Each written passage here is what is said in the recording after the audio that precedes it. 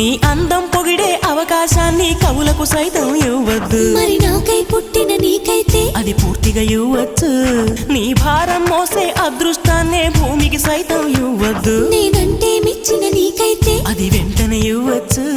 నేను హత్తుకుపోయే భాగ్యాన్ని నీ దుస్తులకైనా ఇవ్వద్దు. నేను హత్తుకుపోయే భాగ్యాన్ని నీ దుస్తులకైనా ఇవ్వద్దు. నీకై బ్రతికే నాకే ఇవ్వచ్చు.